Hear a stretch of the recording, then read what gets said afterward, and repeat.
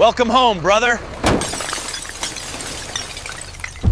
I walked through my front door, expecting the usual chaos of a Tuesday evening.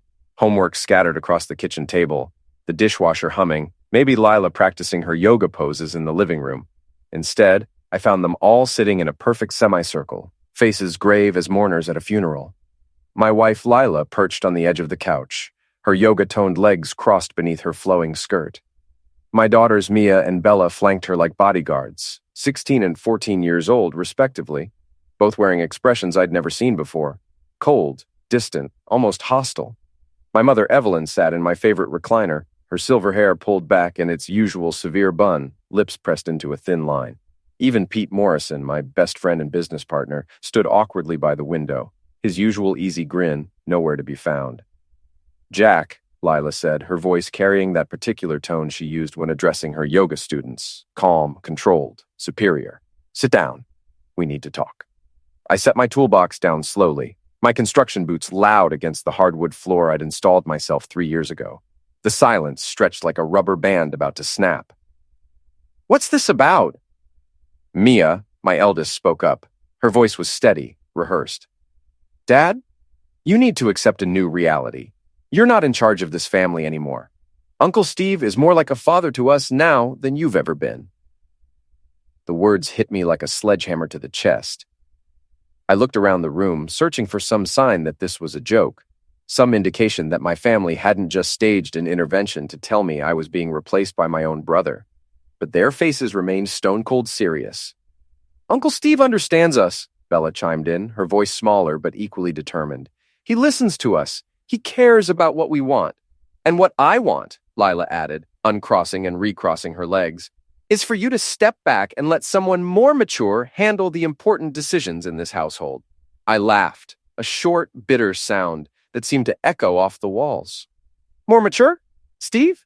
The guy who still thinks fart jokes are the height of comedy?" "Steve has been more of a husband to me in the past 6 months than you've been in 6 years, Lila said, her green eyes flashing with something I couldn't quite identify. "He understands my needs, my dreams, my ambitions for the yoga studio." Mom finally spoke up, her voice carrying the weight of her 72 years. "Jack, honey, maybe it's time you considered what's best for everyone. Steve has always been the responsible one.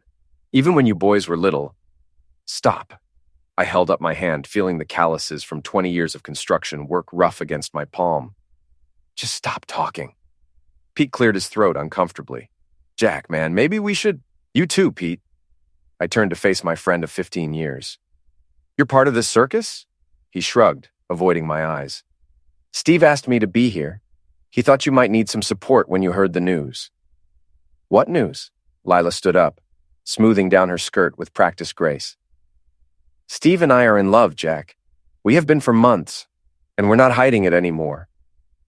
The room spun slightly. I gripped the back of the nearest chair, my knuckles white against the dark wood. "My brother—" "Your better brother," she corrected, her voice soft but cutting. "The one who actually has his life together.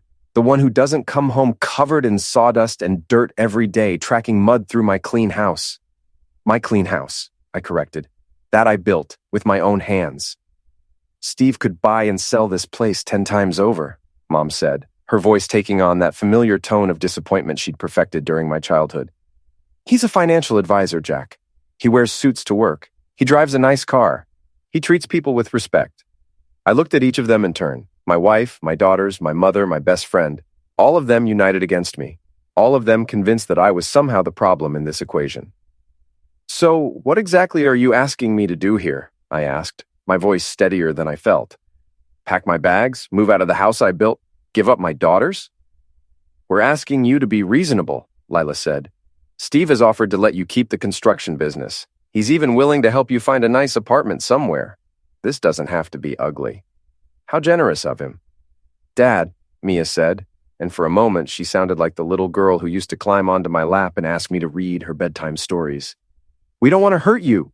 We just want what's best for everyone. And what's best for everyone is for me to disappear so Uncle Steve can play house with your mother."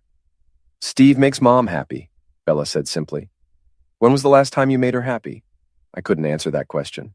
Couldn't remember the last time Lila had smiled at me the way she used to. The way she apparently smiled at my brother now. Where is Steve, anyway? I asked. Seems like the kind of conversation he should be part of, considering he's apparently running the show now. He's at his cabin, Lila said. He thought it would be better if we talked to you first, prepared you. How thoughtful. Pete shifted uncomfortably by the window. Jack, maybe you should think about this. Steve's got a good point about the business. You could expand, maybe hire more guys, with Steve's money, with Steve's investment. There's a difference. I looked around the room one more time, taking in the faces of the people who were supposed to love me unconditionally, the people who were supposed to have my back, no matter what. Instead, I saw pity, disappointment, and something that looked uncomfortably like relief. You know what? I said, picking up my toolbox. I think I'll pass on this little family restructuring meeting. Jack, don't be childish, Mom called after me as I headed for the door. I paused with my hand on the doorknob, looking back at them one last time. Childish?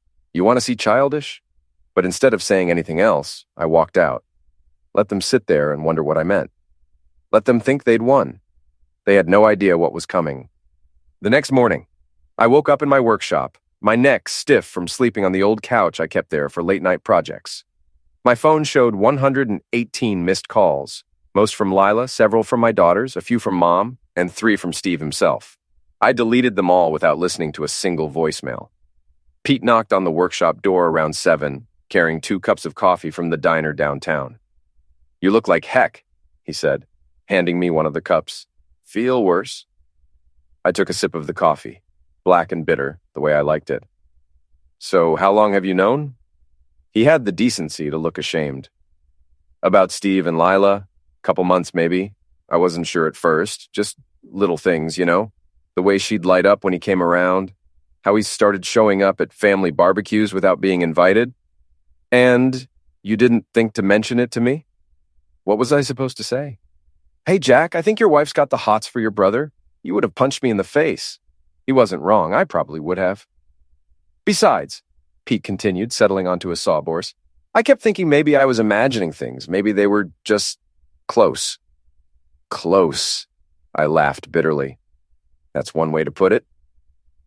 I'd been doing some thinking during my sleepless night in the workshop, replaying conversations, analyzing looks, remembering all the times in recent months when something had felt off, but I couldn't put my finger on what. Now, it all made perfect, horrible sense.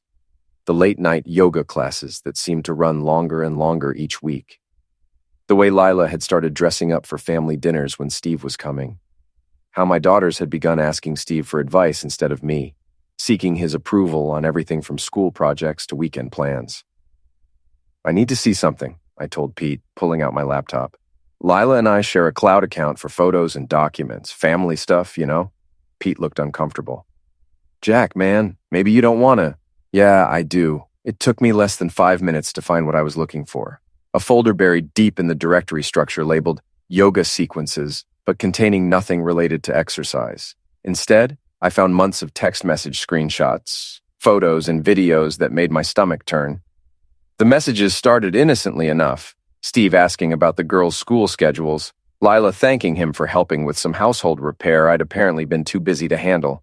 But they quickly escalated into something that made my hands shake with rage. Steve, can't stop thinking about yesterday. You felt so good. Lila, Jack's working late again tonight. Come over after 9. Steve, your husband doesn't deserve you. Never has. Lila, I know. I've wasted so many years. There were photos too. Lila in lingerie I'd never seen before. Poses that were definitely not yoga related. And videos. God, the videos. My wife and my brother in my bedroom, in my bed, doing things that made me want to put my fist through the laptop screen.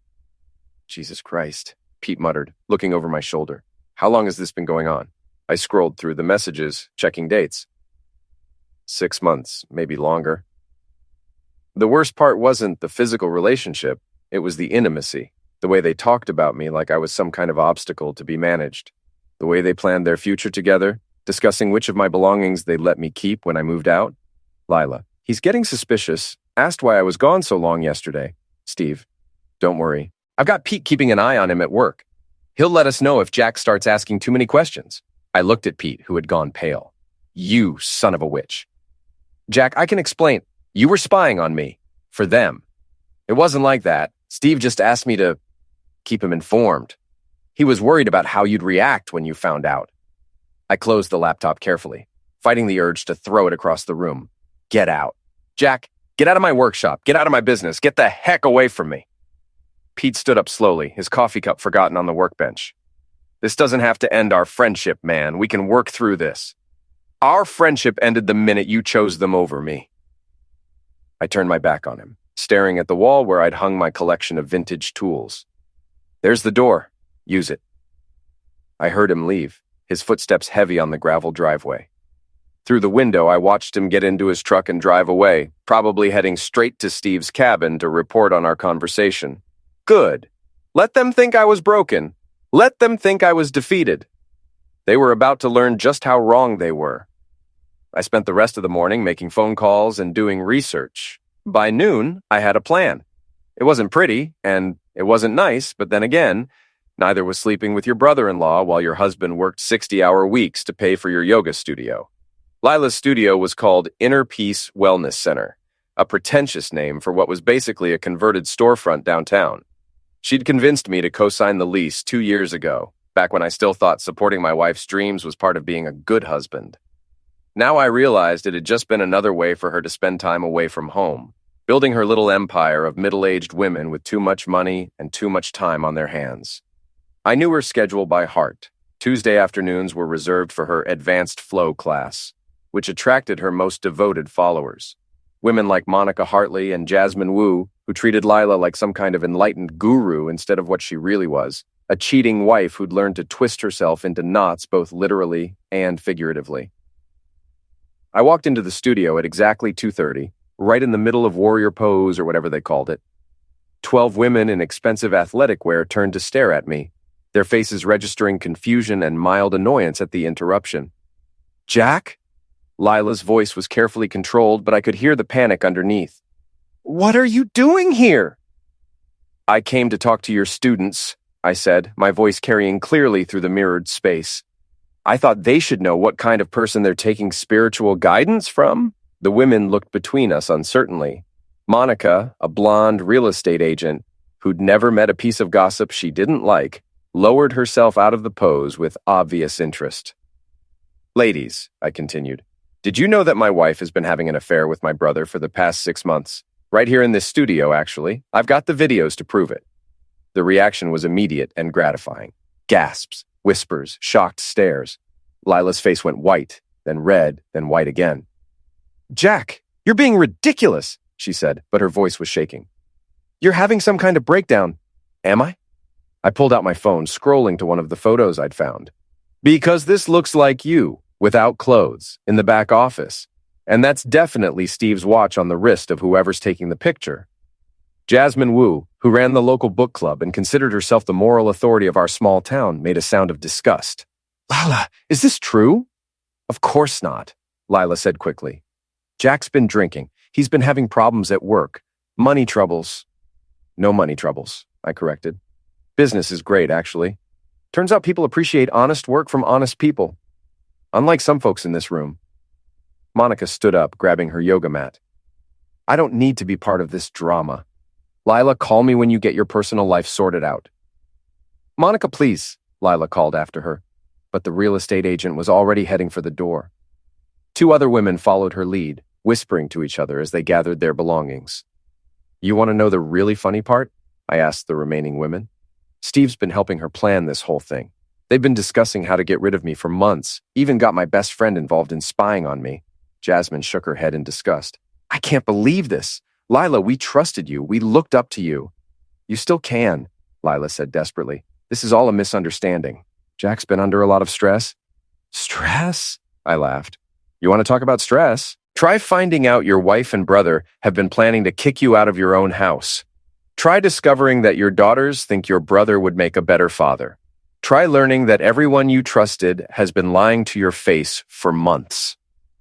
By now, only 4 women remained, and they were looking at Lila like she was something they'd found on the bottom of their shoes. I think we should go, one of them said quietly. This is not the kind of environment I want to be in. They filed out silently, leaving Lila and me alone in the studio. She stood in the center of the room, surrounded by abandoned yoga mats and water bottles, looking smaller and more vulnerable than I'd seen her in years. "You've destroyed everything," she said, her voice barely above a whisper. "I've destroyed everything." I stepped closer, my work boots loud on the polished floor. "I didn't sleep with your brother-in-law. I didn't lie to my family for months. I didn't conspire to throw my husband out of his own house. You don't understand. I understand perfectly. You got bored with your blue-collar husband and decided to trade up. The problem is, you forgot that actions have consequences." She looked up at me then, and for a moment I saw a flash of the woman I'd fallen in love with 15 years ago. Young, beautiful, full of dreams and ambition. But that woman was gone, replaced by someone I didn't recognize. "What do you want, Jack?" "I want my life back. I want my daughters back. I want everyone to know exactly what kind of person you really are." "And Steve?" I smiled, and it wasn't a nice smile. "Steve's going to get exactly what he deserves." Steve's cabin sat on a ridge overlooking Clearwater Lake, a rustic retreat he'd bought during his financial advisor heyday. It was the kind of place rich city folks imagined when they thought about getting back to nature.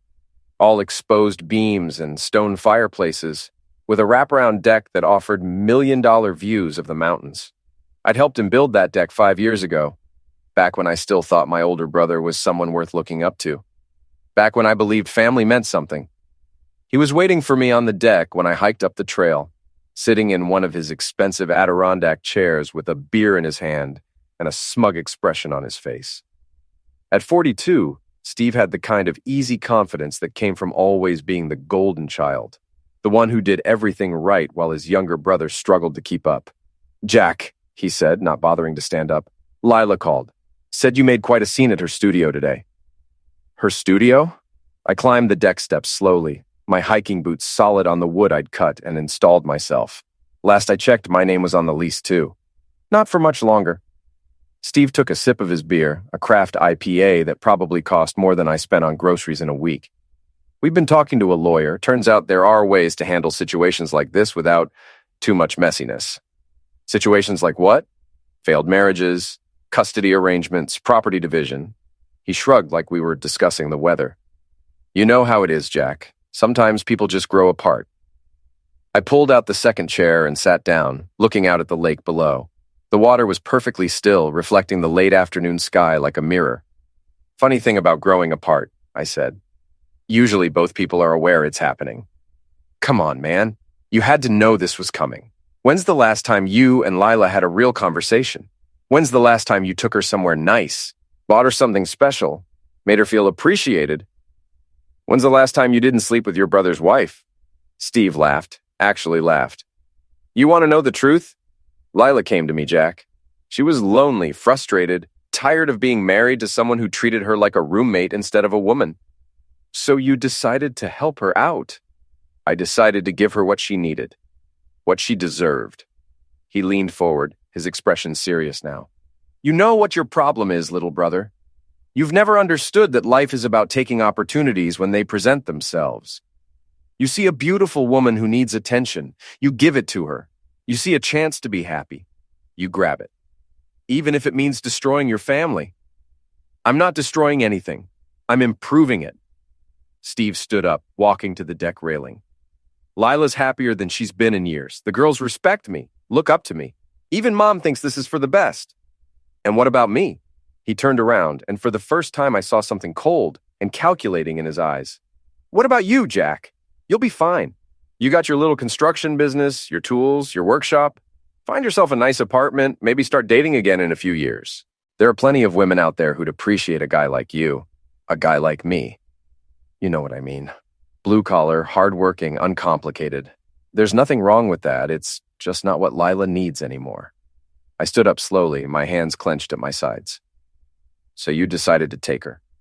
"I decided to love her, something you apparently forgot how to do somewhere along the way." The rage that had been building inside me for the past 2 days finally boiled over. I grabbed Steve by the front of his expensive polo shirt and slammed him back against the railing. "Love her," I snarled. "You call sneaking around behind my back love? You call turning my daughters against me love? You call conspiring with my best friend to spy on me love? Steve tried to push me away, but 20 years of construction work had given me muscles his gym membership couldn't match. Jack, calm down. I am calm. I shoved him harder, and he stumbled backward. This is me, calm. You want to see me angry? You're being irrational. Irrational? I laughed, the sound harsh and bitter.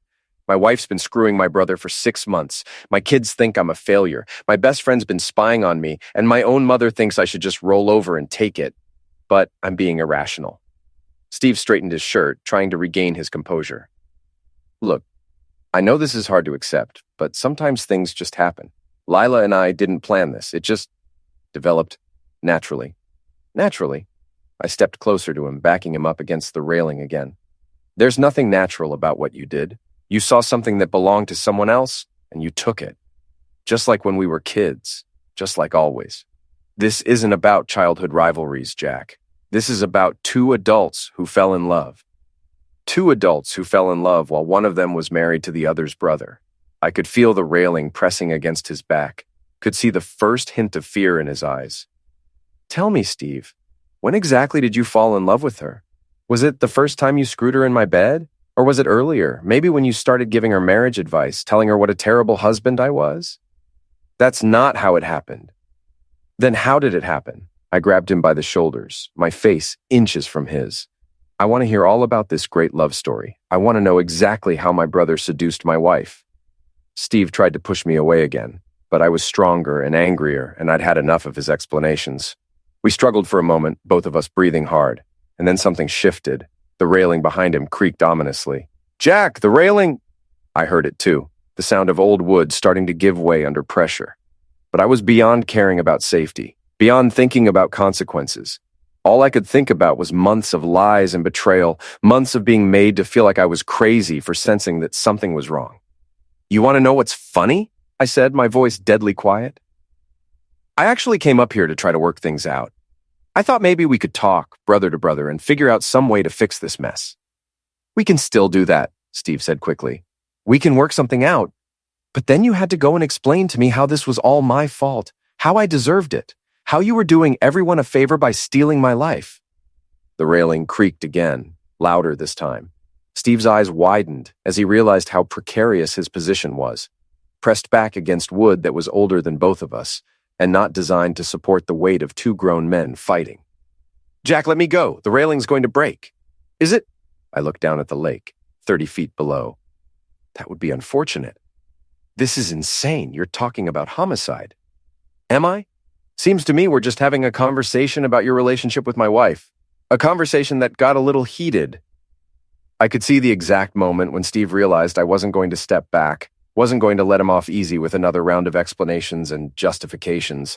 The fear in his eyes turned to panic. Jack, please! The railing gave way with a sharp crack of splintering wood.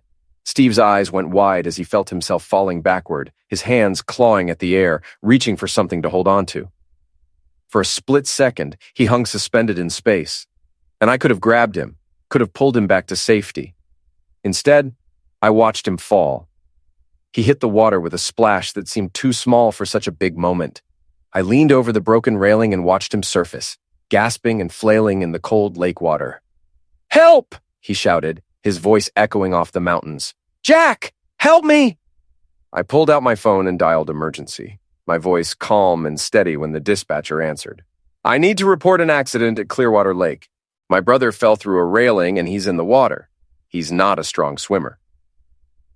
By the time the rescue team arrived 20 minutes later, Steve Carter was floating face down in the lake, his expensive polo shirt billowing around him like a deflated balloon. I was sitting on the deck, my head in my hands, playing the role of the devastated brother perfectly.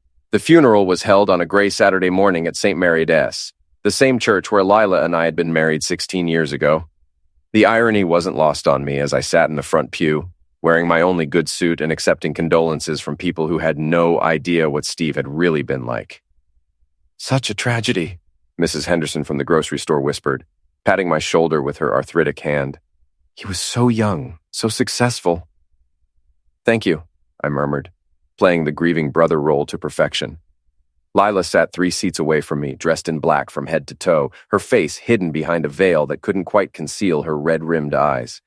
She'd been crying for 3 days straight, ever since the sheriff had called to tell her about the accident. The girls flanked her like bodyguards, their young faces solemn and confused. During the service, I watched Lila carefully, watched the way she dabbed at her eyes with a lace handkerchief, the way she leaned on our daughters for support, the way she accepted sympathy from friends and neighbors who had no idea she was mourning her lover, not her brother-in-law.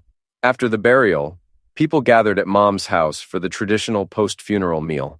I found myself standing in the kitchen, surrounded by casserole dishes and sympathy cards, when Lila cornered me by the coffee pot. "We need to talk," she said quietly, her voice hoarse from crying. "Not here." "Then where? You won't come home. You won't answer your phone." "Home?" I looked at her incredulously. "You mean the house where you and my dead brother used to screw while I was at work?" She flinched like I'd slapped her. "Keep your voice down." "Or what? You'll tell everyone what a terrible husband I am? I think that ship has sailed, don't you?"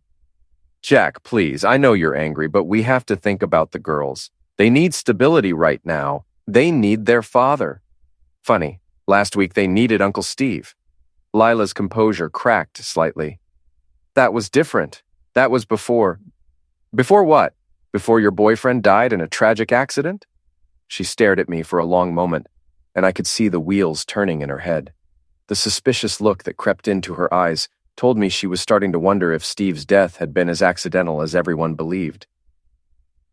"You were there," she said slowly. "You were the only one there?" "Yes, I was. We were trying to work things out, brother to brother. Unfortunately, the deck railing was older than we thought." "You hated him." "I had reason to. You ended him." I stepped closer to her, lowering my voice to barely above a whisper. "I watched him drown. There's a difference." The color drained from her face. "You monster!" "I'm a monster? I'm not the one who spent 6 months lying to my family. I'm not the one who turned my children against their father. I'm not the one who conspired to steal everything I'd worked for. I'll tell the police." "Tell them what? That your brother-in-law accidentally fell through a rotten railing while you were having an affair with him? That should make for interesting headlines." She opened her mouth to respond, but Mom chose that moment to bustle into the kitchen, her arms full of empty serving platters. "There you two are," she said, seemingly oblivious to the tension crackling between us. "People are starting to leave. Lila, honey, Mrs. Patterson wanted me to tell you how sorry she is for your loss." "Thank you," Lila managed, her voice barely steady. Mom looked between us with concern. "Are you two all right? You both look pale." "We're fine," I said. "Just discussing funeral arrangements." "Well, don't let me interrupt." Mom set down the platters and headed back toward the living room. "But you should probably join the girls soon. They're asking for both of you." When we were alone again, Lila stared at me with a mixture of fear and hatred I'd never seen before. "This isn't over," she said. "No," I agreed. "It's not." But I had news for her. News that would change everything. The DNA results had arrived that morning, delivered to my workshop by a nervous technician from the lab in Albany. I'd been putting off the test for months, telling myself it was paranoia, telling myself that Mia and Bella were obviously my daughters, despite their recent coldness toward me. The results told a different story. Neither girl shared my DNA. Neither one was biologically mine. I'd been raising another man's children for 16 years, loving them, supporting them, building my life around them, while their real father was God knew where, and their mother, their lying, cheating mother, had known the truth all along. The envelope was still in my jacket pocket, the lab results folded neatly inside. I could feel it there like a weight against my chest, a secret that would destroy what was left of my family when I chose to reveal it. But not yet. I had other plans first. 2 weeks after Steve's funeral, I was working late in my shop when Pete showed up. He looked like heck. Unshaven, hollow-eyed, wearing the same clothes he'd had on the day before. He'd been drinking. I could smell it on him from 10 feet away. "Jack," he said, swaying slightly in the doorway. "We need to talk." I thought I made it clear we were done talking. "This is about Steve, about what really happened at the lake." I set down my hammer and turned to face him. "What about it? I know you ended him. Do you? The railing didn't just break, did it? You pushed him. You wanted him dead." I walked over to the mini fridge in the corner and pulled out 2 beers, offering one to Pete. He took it automatically, his hands shaking slightly as he twisted off the cap. "You want to know what I wanted?" I asked, settling onto my workbench. I wanted my wife to stop screwing my brother. I wanted my daughters to respect me. I wanted my best friend to be loyal to me instead of spying on me for the people who were stabbing me in the back. I never meant for it to go that far, but it did go that far, and now Steve's dead. Lila's a widow instead of just an adulteress, and you're drinking yourself stupid because you feel guilty. Pete took a long pull from his beer. I can't live with this, Jack. I can't keep pretending everything's normal when I know what you did. What exactly do you think you know? I know you hated Steve enough to end him. I know you're smart enough to make it look like an accident. And I know you're cold enough to sit through his funeral and accept sympathy from people who think you're grieving. I had to admire his deductive reasoning, even if his timing was terrible. Let me ask you something, Pete. If I hypothetically did push Steve through that railing, what would you do about it? I'd go to the police. And tell them what? That you think I might have committed homicide because I had motive? That's not evidence. That's speculation. It's enough to start an investigation. Is it? Because from where I sit, it looks like you're a drunk who's been lying to his best friend for months, who helped facilitate an affair that destroyed a family and who's now trying to ease his guilty conscience by pointing fingers at the victim. Pete's face crumpled. I never wanted any of this to happen. I thought maybe if Steve and Lila got together quietly, worked things out with you like adults. Like adults? I laughed bitterly. There's nothing adult about sneaking around, Pete. Nothing adult about turning children against their father. Nothing adult about conspiring to steal a man's life. Steve loved her. Steve loved the idea of taking something that belonged to me, just like when we were kids, just like always. Pete finished his beer and set the empty bottle on the workbench. So what happens now? Now you go home, sober up, and forget we had this conversation. And if I don't? I stood up, my full height and 20 years of physical labor making me seem to loom over my former friend. Then you'll find out that Steve wasn't the only person who underestimated me. Pete left without another word, but I knew he'd be back. Guilt and alcohol were a dangerous combination, and Pete had never been good at keeping secrets when he was sober, let alone when he was drinking. I had maybe a week before he worked up the courage to go to the police, a week to finish what I'd started. Time to play my final card. The next morning, I called Lila and asked her to meet me at the yoga studio. She agreed reluctantly, probably thinking I wanted to discuss custody arrangements or property division. She had no idea I was about to detonate a bomb that would destroy everything she'd built. I arrived first and let myself in with the key I'd never returned. The studio looked different somehow, smaller, shabbier, like the magic had gone out of it when its secrets were exposed. Several of Lila's regular students had canceled their memberships after my public revelation about the affair, and the ones who remained seemed more interested in gossip than enlightenment. Lila arrived 15 minutes later, dressed in her usual yoga attire but looking older somehow, worn down by grief and stress and the constant fear that I might expose more of her secrets. What do you want, Jack? I pulled the DNA results from my jacket pocket and handed them to her. I want the truth. She unfolded the papers, her face going white as she read. When she looked up at me, her eyes were filled with something that might have been relief. How long have you known? She asked quietly. I got the results the morning of Steve's funeral, but I think I've suspected for years. Little things. The way neither of the girls looks like me. The way you used to change the subject whenever I talked about family genetics or heredity. She sank into one of the chairs she used for meditation classes, the papers still clutched in her hands. Jack, I can explain. Can you?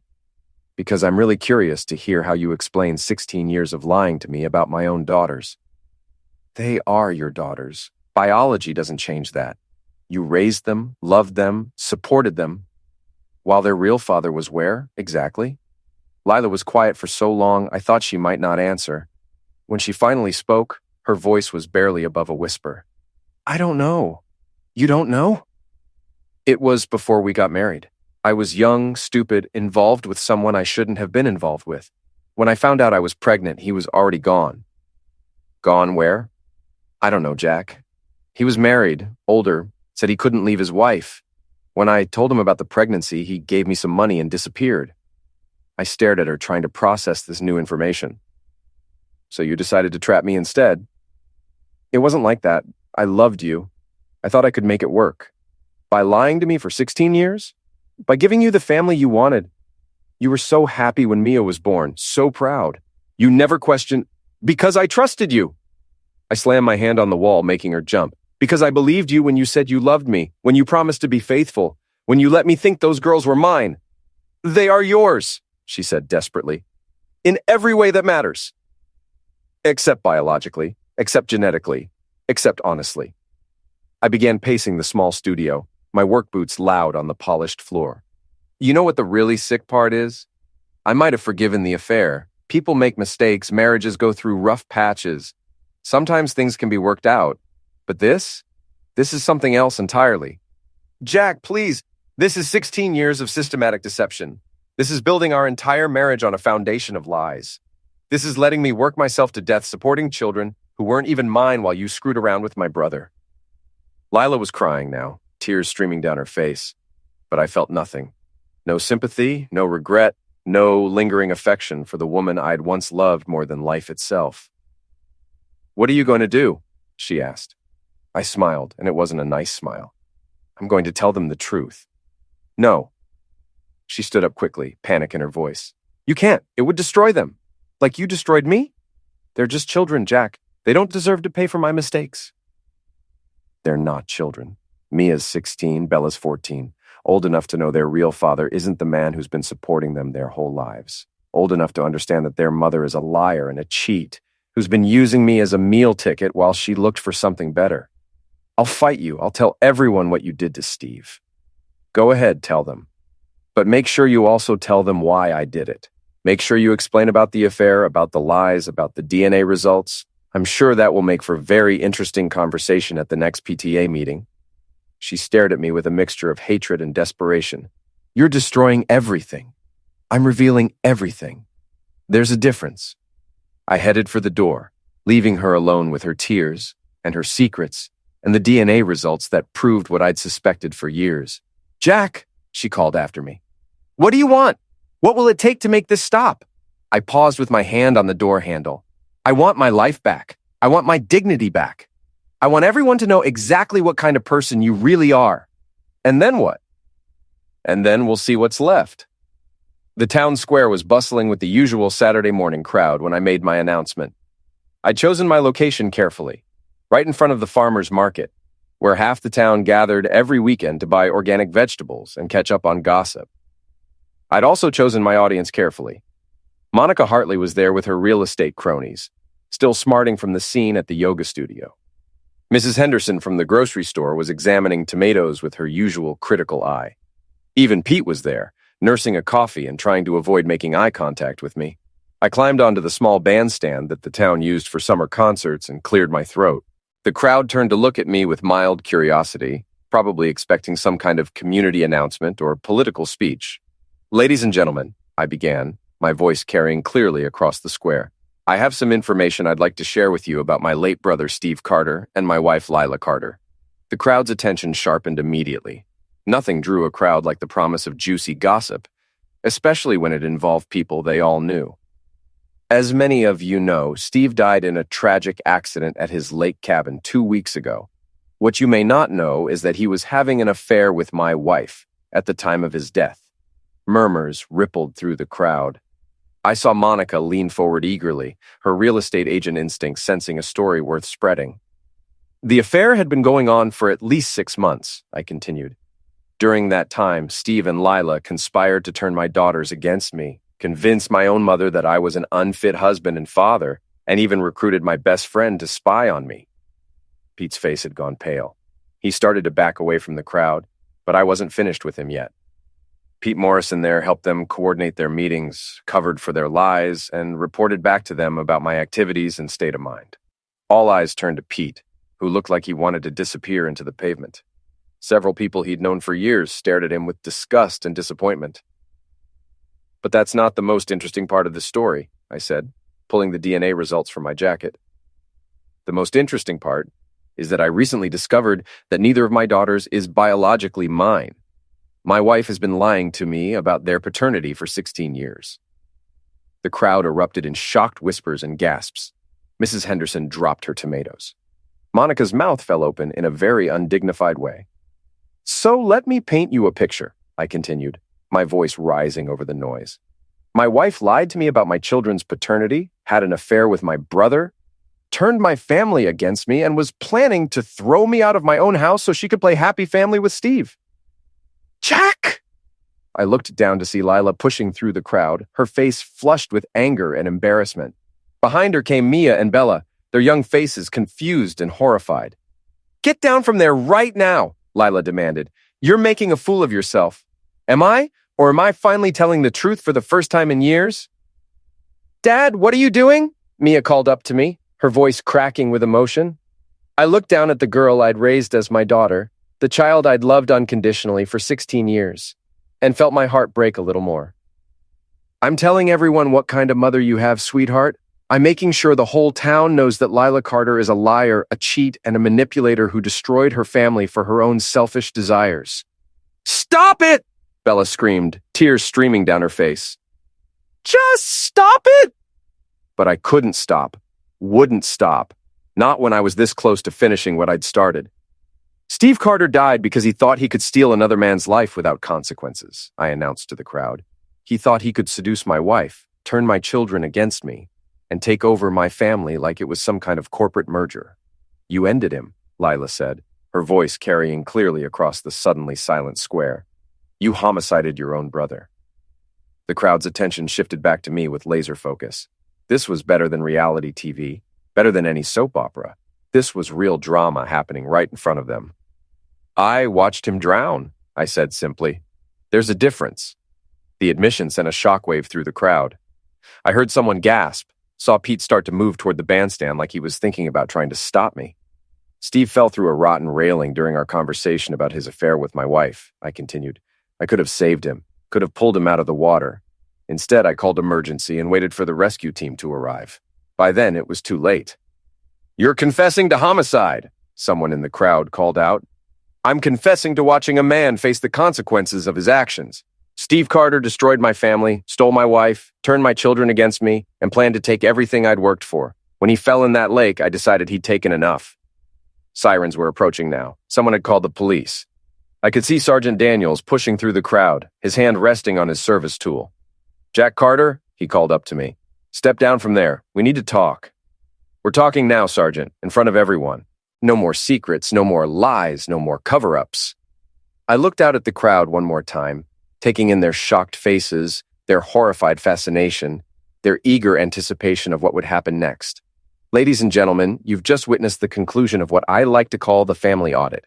When you add up all the lies, all the betrayals, all the manipulation and deceit, it turns out that some debts can never be repaid. Sergeant Daniels was climbing onto the bandstand now, his face grim and determined. Jack, you're under arrest for the homicide of Stephen Carter. I held up my hands for the handcuffs, finally feeling something like peace for the first time in months. Sergeant, I said as he cuffed me, I think you'll find it was justifiable homicide. As he led me away through the stunned crowd, I caught one last glimpse of Lila. She was standing frozen in the middle of the square, surrounded by people who now knew exactly what she was, what she'd done, what she'd cost everyone. Her yoga studio would be finished within a week. Her friends would abandon her.